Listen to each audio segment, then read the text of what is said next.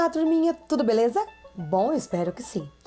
Agora nós vamos começar a nossa aula de História. E o que nós vamos aprender essa semana? Latifúndio, monocultura e escravidão. Semana passada nós vimos sobre a importância da água, como que os povos sedentários cultivavam, as suas plantações sempre próximo aos rios, e também nós vimos sobre latifúndio e minifúndio. Lembrando que minifúndio é uma pequena porção de terra sempre cultivada e o latifúndio uma grande porção de terra que nem sempre era cultivada, também podia ter criações de gado ou outros tipos de animais, beleza? Bom, vamos começar então com a monocultura. A monocultura nada mais é do que o cultivo de um único produto de latifúndio, certo? Então vou dar um exemplo de hoje. No Brasil, qual é o exemplo de monocultura? Nós temos as plantações de soja.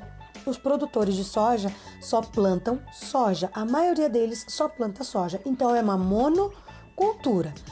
Quando tem mais de um tipo de plantação, mais de um tipo de plantas que eles cultivam, aí nós não chamamos de monocultura. A monocultura vive sempre de um mesmo produto, certo?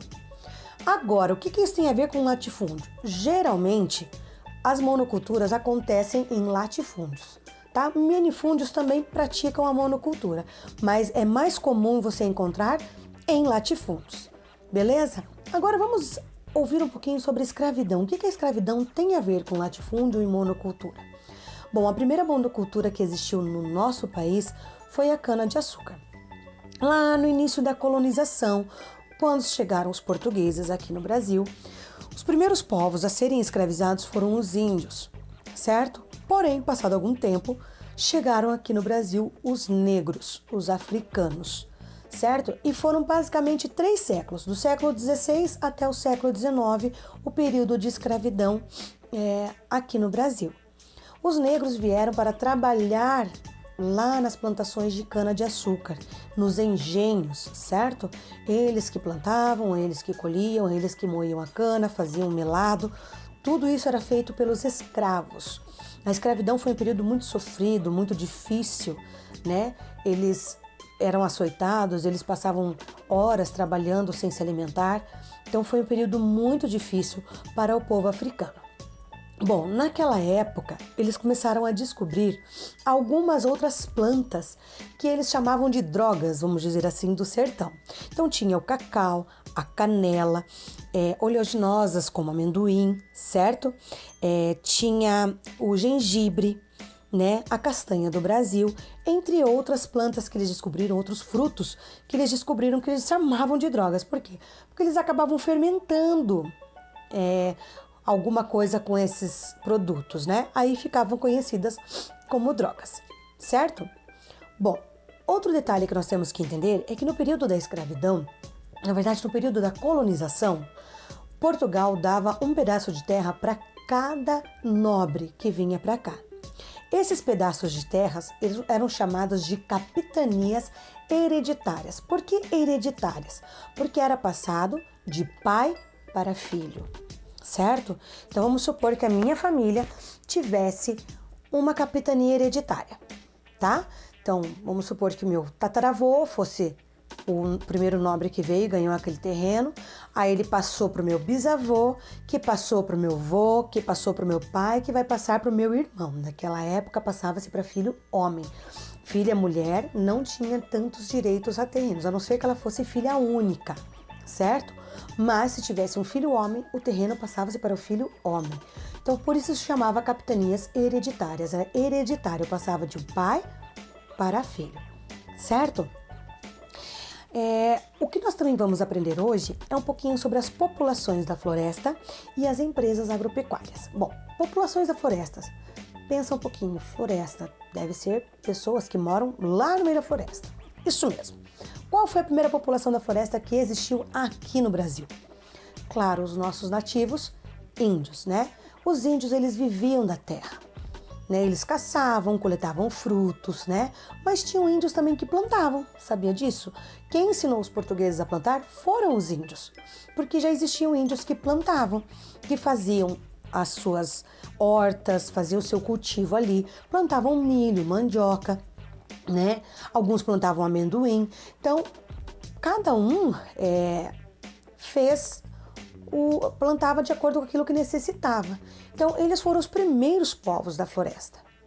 Hoje em dia, ainda existem povos da floresta, mas não que sejam nativos indígenas. Ainda existem os nativos indígenas, mas existem outros povos que continuaram morando na floresta, por vezes por serem descendentes de escravos fugitivos, de mestiços com índios e brancos, entre outros, certo? E que criaram a sua comunidade dentro das florestas, sobrevivem da floresta, tá? Um exemplo é a população tradicional da Terra do Meio. O que eles fazem? Eles coletam da seringueira o látex, certo? O que é o látex? O látex é a matéria-prima da borracha, né? De algumas coisas de plástico, também tem o látex. Então, eles coletam esse látex e vendem para as grandes empresas, certo? E existem empresas que contratam essas pessoas, tem um florestamento só para coletar látex, certo?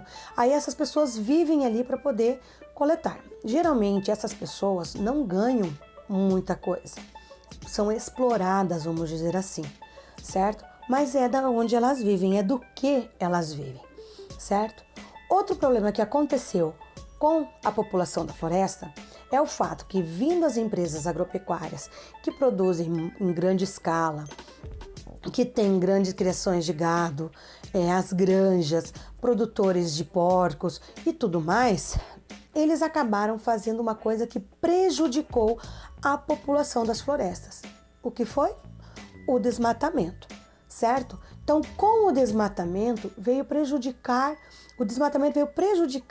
a vida desses povos das florestas, porque eles precisam do que a floresta tem, certo? Eles exploram aquilo que a floresta produz, né? Eles não pegam de outro lugar, eles pegam tudo da floresta.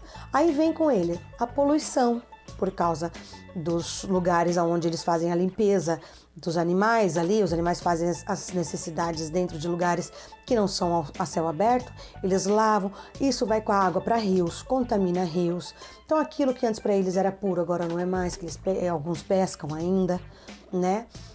Diminuiu a extração de alguns tipos de alimentos para eles, entre outras coisas. Hoje em dia, o maior desmatamento feito é para a produção da pecuária, certo? Então, muitas pessoas, muitos fazendeiros desmatam principalmente a floresta amazônica para fazer pastos para a criação de gados em grande escala, certo? Bom, hoje nós vamos parar por aqui, certo? E na semana que vem já vai se preparando que nós vamos estudar sobre as sociedades e a escrita.